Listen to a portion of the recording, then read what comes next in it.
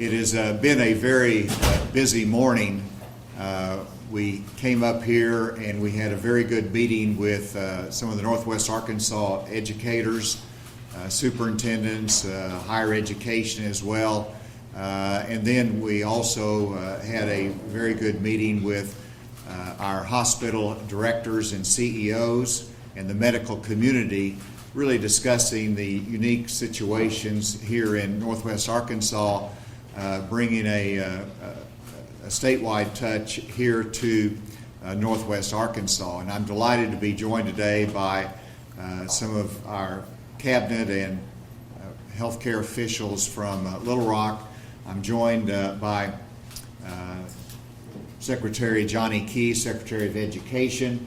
We have Dr. Jones and Larry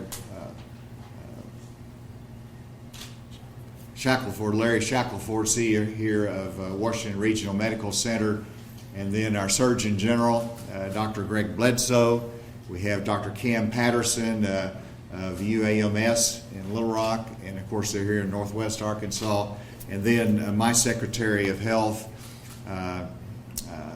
Nate Smith, and we appreciate them coming up here and having this conversation today. And we have a lot of other healthcare providers in the audience that's joined us in conversation today. And I want to recognize the members of the General Assembly that are here that have been very supportive every step of the way. And I know some of them stayed away just so we wouldn't have as large a crowd, but thank you for being here. And we have our Congressman, Steve Womack, who has brought this federal perspective in our discussions today. Thank you for your continued support. I want to express appreciation to the healthcare workers, first of all. They're on the front line. They're working extra duty. They have home responsibilities as well. They have many challenges, and yet they are fulfilling their responsibilities, but going beyond that with a heart of compassion for everyone that they deal with. And I want to personally thank them. Since yesterday, where I had a briefing in Little Rock, we have had four new positive cases. So that goes from 16 to 20 in terms of the number of positive test cases here in the state of Arkansas. The four new cases include two additional ones in central Arkansas, and then we have two outside of that area for the first time in Cleburne County. And as Dr. Smith will address, this is tied to specific travel out of state. And I think that's an important reminder as our families are looking at where to go on spring break, what to do. In every instance of a case that we've had, except for one in Arkansas, it was preceded by out-of-state travel and people coming back. And so you have to be mindful of where you're going, what you're doing, and ask the right questions as you plan these trips. And if there's an alternative, that should be considered for the spring break period. The testing has will be dramatically increasing in Arkansas during the next week. I want to applaud UAMS, Dr. Patterson, as well as the Department of Health in expanding testing capacity. And so as we receive those tests, they go to commercial labs. That information comes back to our Department of Health. We also will have our Department of Health doing daily testing, and they expanded their capacity. And then UAMS is developing their testing capacity as well. And so what we will see in the coming 2 weeks, and even the next week, is that you will see a significant increase in the number of tests and the reporting of those tests that come back. And yes, when that happens, while a majority of those will be negative, we will see an increase of the number of positive cases across the state of Arkansas. And so our strategy is simply to be ahead of the curve, to mitigate while we don't have significant community spread in Arkansas. And if we start the mitigation procedures early, and that is limiting crowd size, we close schools for 2 weeks. These are mitigation strategies that allows us to go about life and business in Arkansas, but at the same time to mitigate against community spread or wider spread of the coronavirus. That is our objective. In light of that,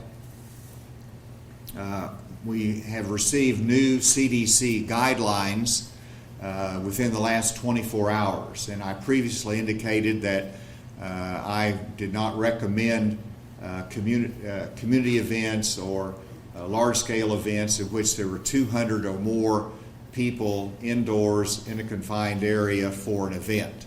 CDC Guidelines recommends that there be no indoor events greater than 50 people in which people would be in close proximity to each other. I would emphasize this is an event restriction recommendation, an event size. There will be instances in which you have commercial enterprises. It could be a factory, it could be a grocery store, or it could be a transportation system in which there will be more than 50 people as a whole in that commercial enterprise or system. That is not what we're talking about. We're talking about when events come together in closed space, those should be discouraged greater than 50. Our restaurants will continue to operate on their own choosing and based upon market demand. But I don't, normally our restaurants, I would discourage them to have more than 50 congregated in small areas, but our restaurants can be spaced out in a way that we can safely dine, we can safely exercise good health practices in that environment. Finally, I do want to come back to the travel, that I would discourage unnecessary out-of-state travel during this time of mitigation, because we're all going to be coming back to school. We're all going to be coming back and engaging in our activities again, and we want to mitigate against the potential of future spread and in the state of Arkansas. With that, I'd like to recognize Dr. Nate Smith for his comments and more specific details. Thank you to the Governor for his support for efforts in fighting COVID-19. I want to thank our partners, specifically UAMS and our healthcare providers here in Northwest Arkansas, for your partnership in taking on this challenge. Since we last had our press briefing yesterday, we've had 6 new positive cases. 4 of them were tested in our public health lab. 2 of them were reported to us by one of the commercial labs. The majority of these cases were related to contact in the healthcare setting. And then, as the Governor's mentioned, 2 of them were related to out-of-state travel to a conference. And so 2 things I want to briefly mention: how important it is that we protect our healthcare workers. And you've received some guidance about people who are sick calling ahead. We don't want to expose our healthcare workers unnecessarily.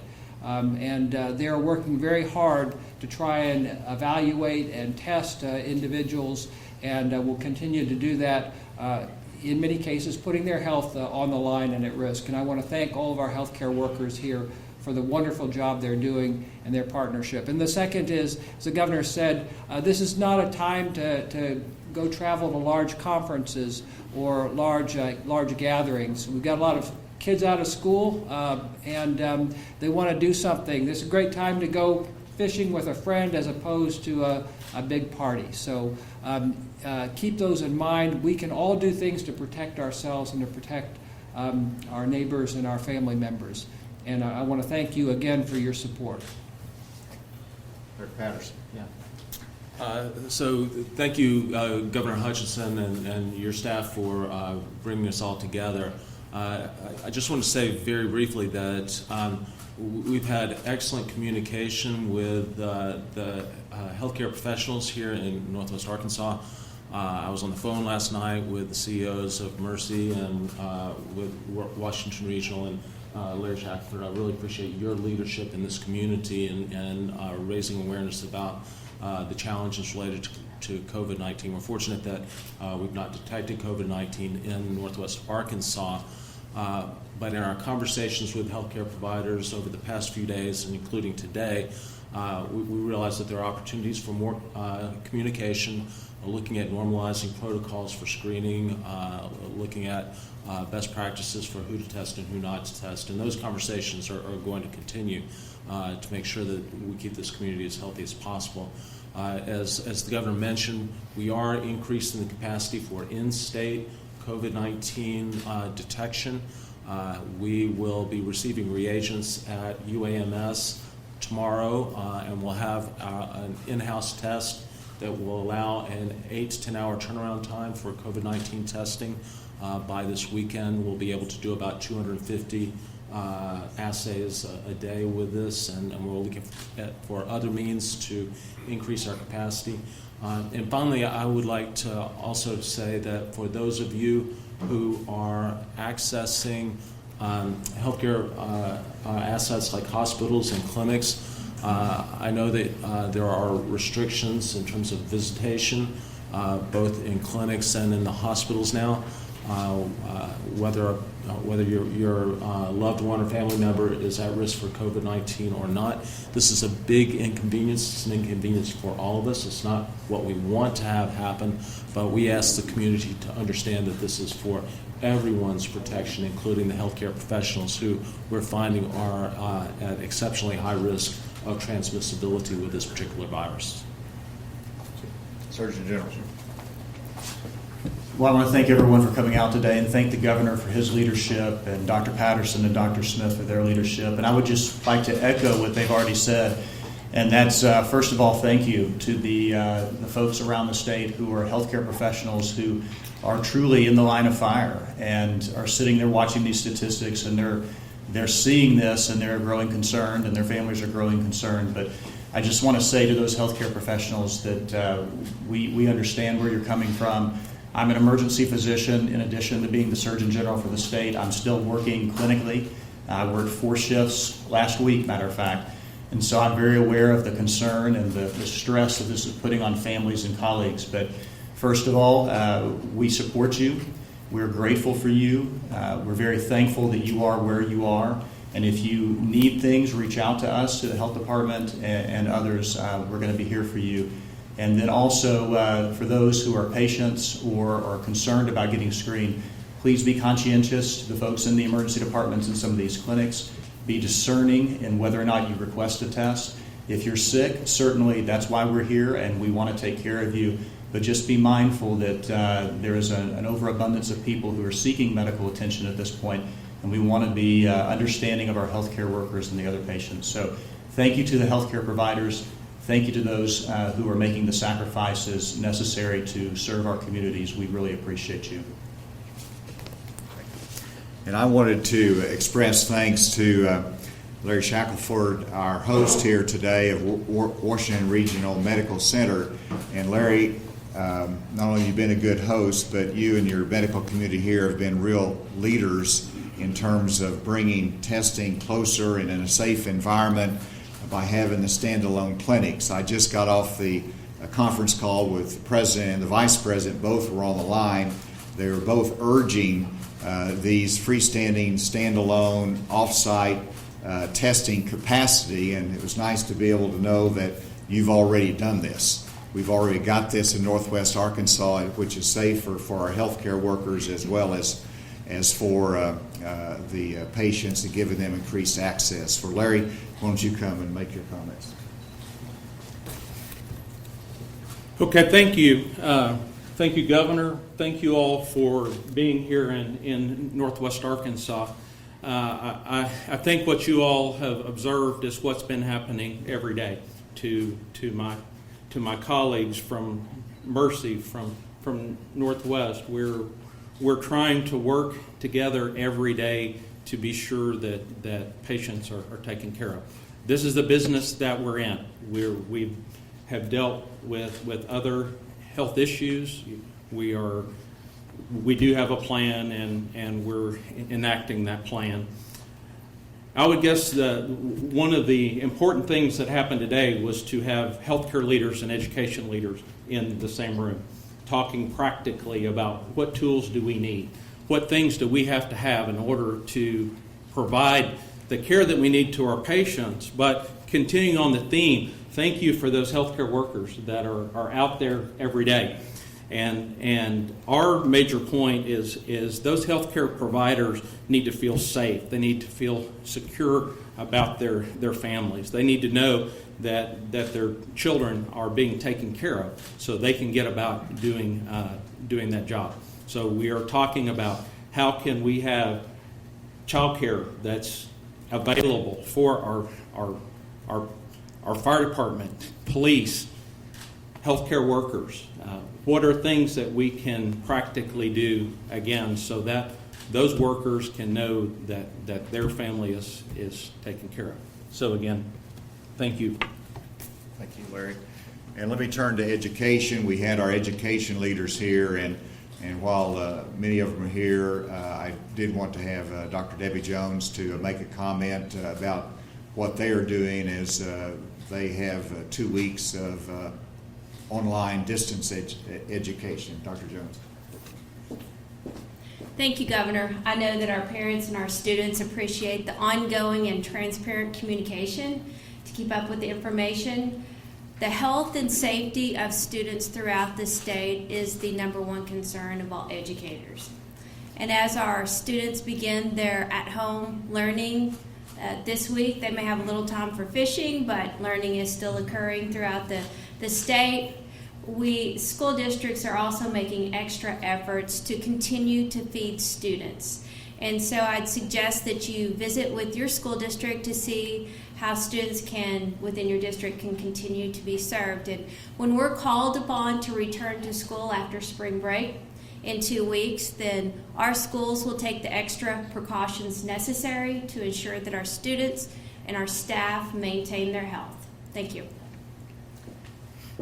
Thank you. And our Secretary of Education is here, and we've talked about what the students need to be doing in terms of safety, but our educators in terms of preparing the schools for the return of class after spring break. Secretary Key. So just like we've expressed our thanks to the health workers around the area and across the state, I want to express my thanks to the teachers, the educators, the support staff, because this was a quick turnaround time for many of them from the time that we announced the decision on closing schools this week many of them had already prepared, which I think just goes to show that our educators are looking ahead, looking to see what needs to happen to make sure that we're doing the right thing that's in the best interest of our students. And now as we kind of take a shift this week to see what the current week of AMI days look like, and then we have spring break, and then preparing, getting ready, understanding what it is that needs to happen to come back after spring break, barring any changes in circumstances. And we'll be working with our superintendents and school officials to make sure that we have those steps to make sure the safety is at the highest priority. Not just safety for our students, but we also recognize there are teachers and support staff that fall into the category of higher risk. And we want to make sure that we take precautions and understand their situation as well.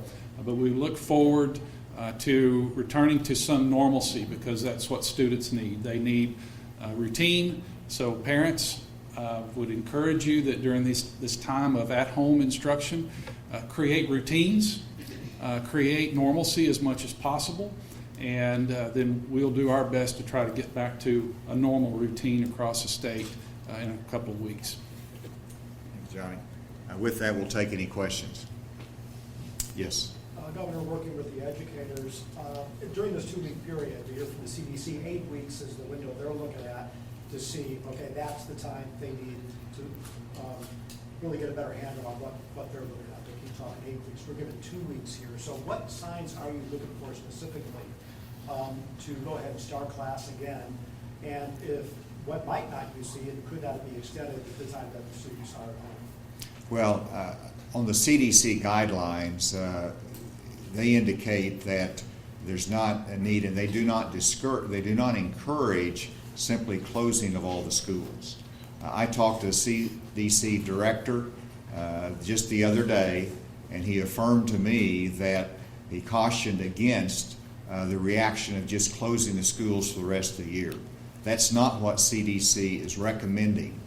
CDC recommends that if you have a positive case in a school, that it might be closed for 2 or 3 days to have a deep cleansing of the school and to have, of course, the child to be having the proper care, and then classes resume.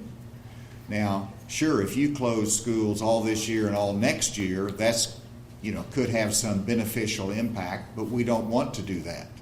It's more important to get a handle on it during this 2-week period and then go back to normal class schedule after that and manage it. And so that's our expectation. Now, CDC guidelines could change. There could be a different approach. We'll measure that, but the emphasis is that we need to prepare to go back to class and resume normal class activity after the spring break. And that's consistent with our CDC guidance. Governor, Yes.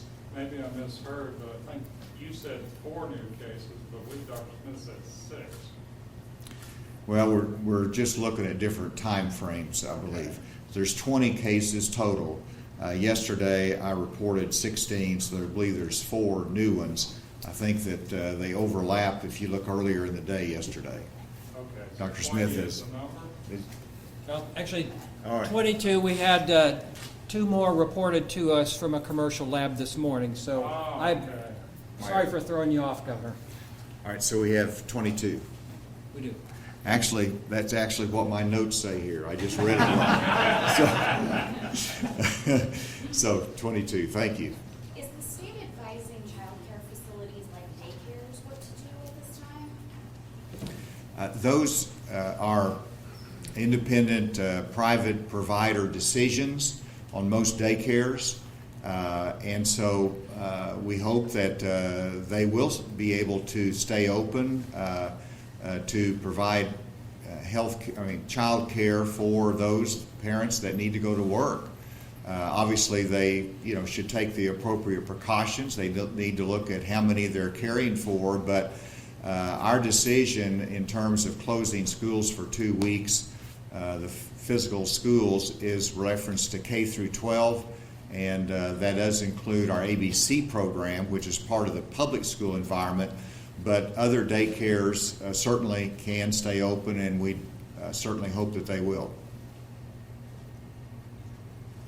When do you think we're going to reach the height of this pandemic in Arkansas? I was asked today that it's important for everybody to have an understanding of where we're going in the future. I can't predict specifically the time frame for the height of this, but I know that the end will come sooner if we mitigate and address these problems aggressively now. And that's what we're doing, so we'll bring a quicker conclusion to it, and that when we get to the height, it will not be as high.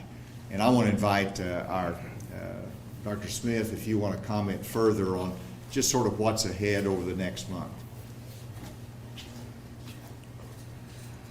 I agree with everything the Governor said about that. We're really trying to slow the spread of COVID-19 in our state as well as in our nation in a way that may actually make the whole response more prolonged but more manageable for us.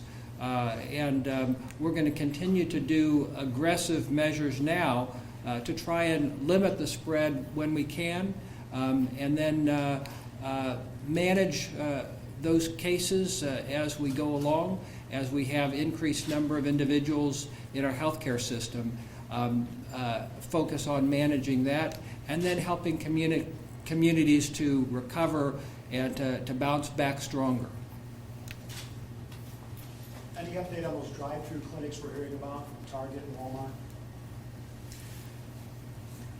They continue to work toward those. It is important to note that the President asked Walmart to help develop that along with Target and others, and but the target is, I believe, for 6 major hotspot areas across the country.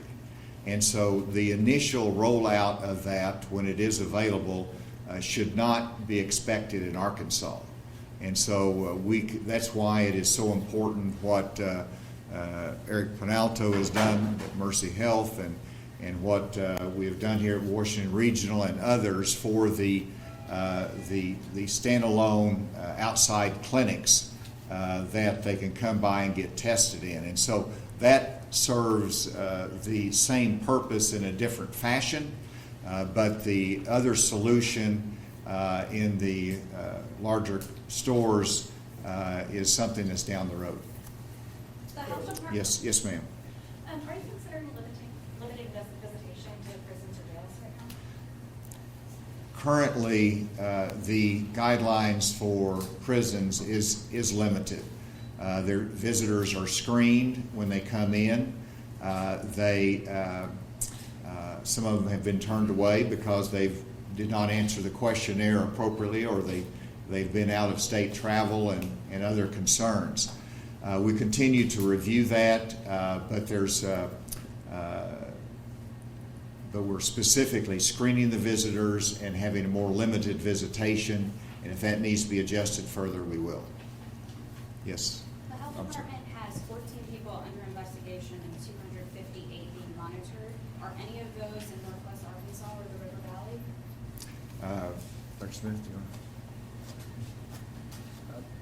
We generally don't disclose specific locations for individuals, but we put on our website where we've done the testing, indicated by where we've had negative tests, and we've also let you know when we have positives in a particular area or county. Yes, ma'am.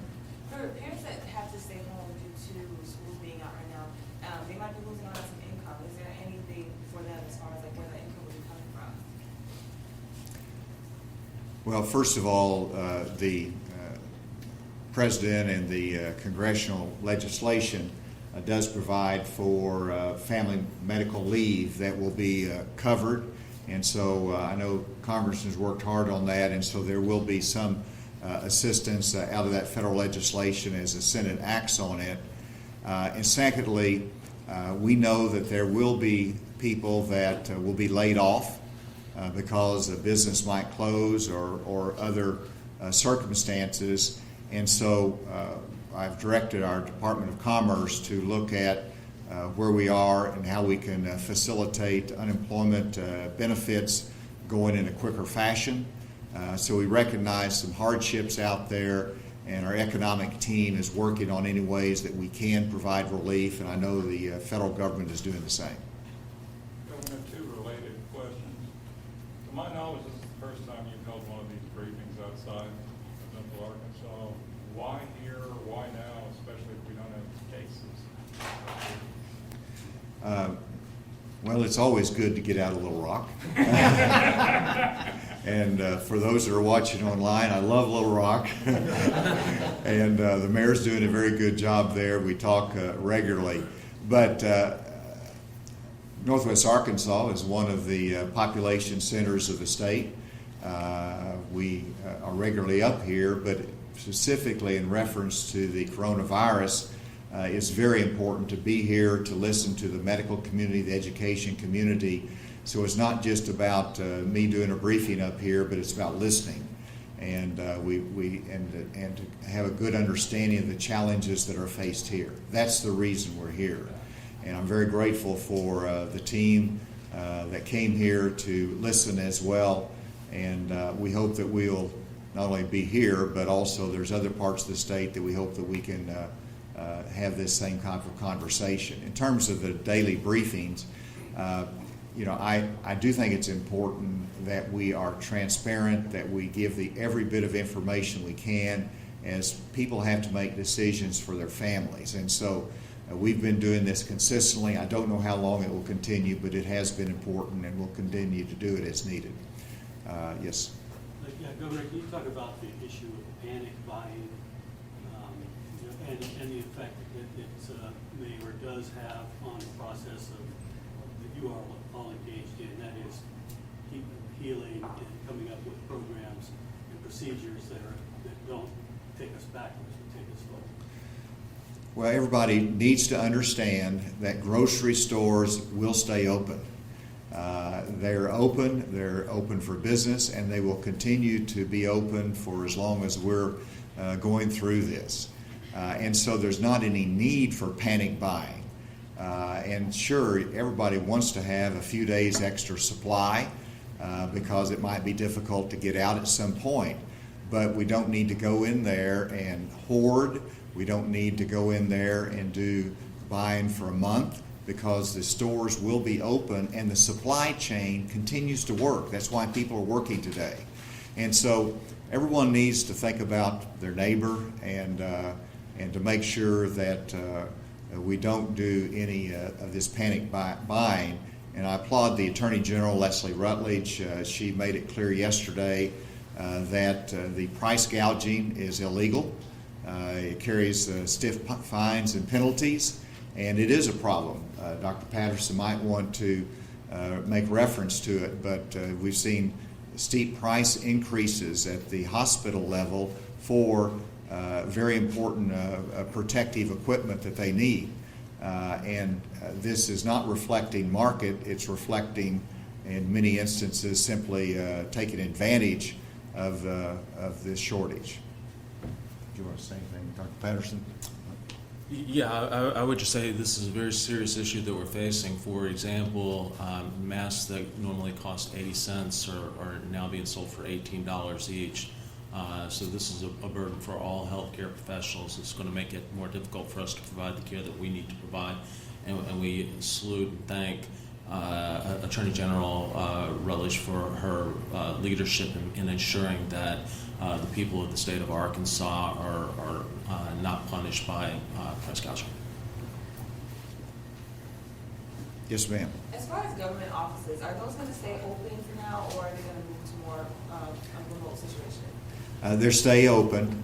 Now, some of the individual workers, depending upon their circumstances and the access of working remotely, they may work remotely, but government functions will continue.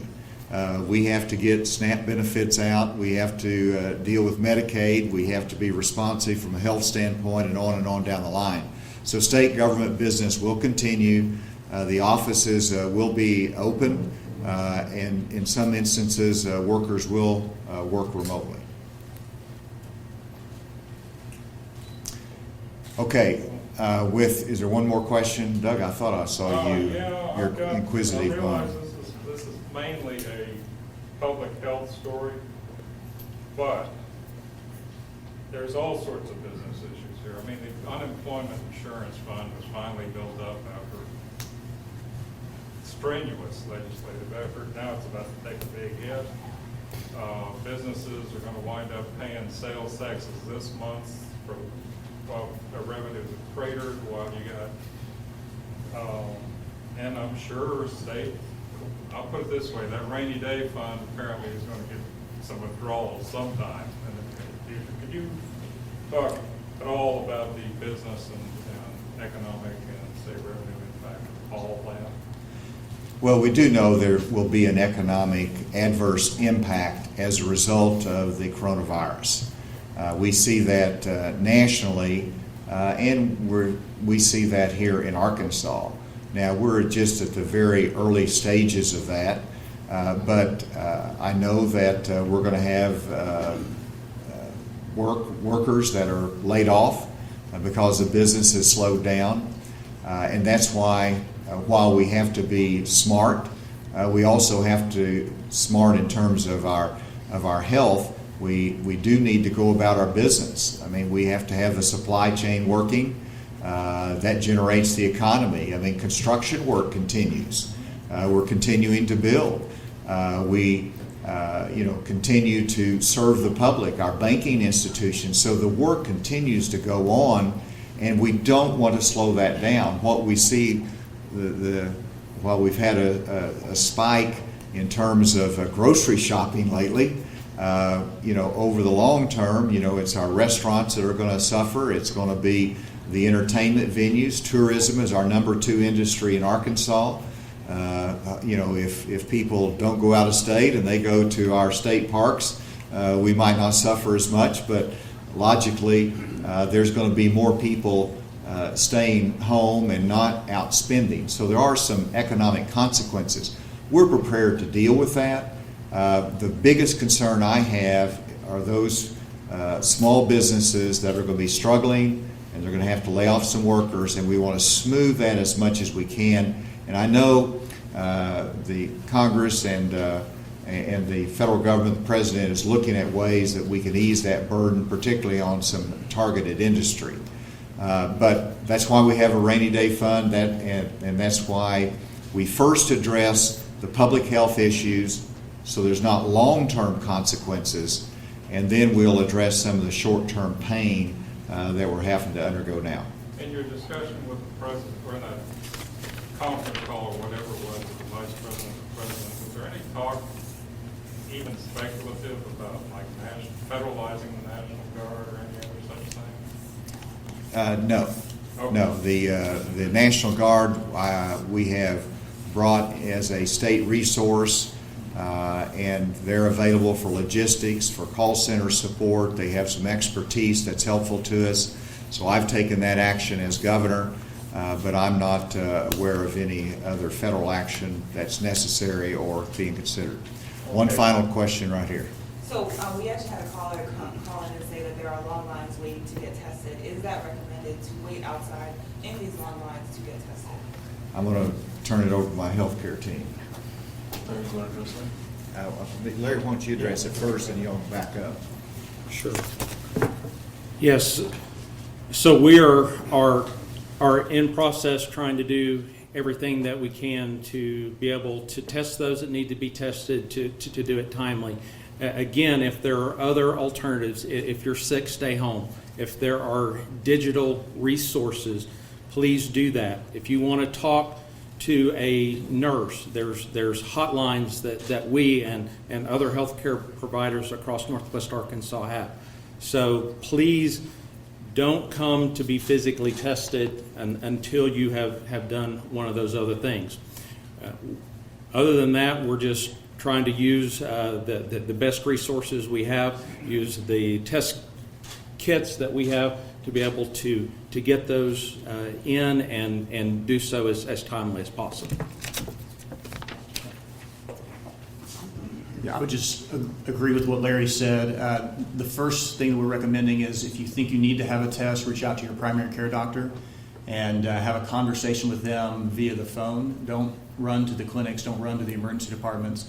There are 3 million people in the state of Arkansas. If everyone decides they need a coronavirus test today, there's not a lab in the country that can keep up with that demand. So we're trying to prioritize, and we're committed to getting testing done on any patient that needs the testing. But we just ask the community to please be discerning in your request for the tests and go through your primary care doctor as a starting point. With that, thank you for being here today, for helping to cover this story that's critical to all Arkansans. Thank you very much.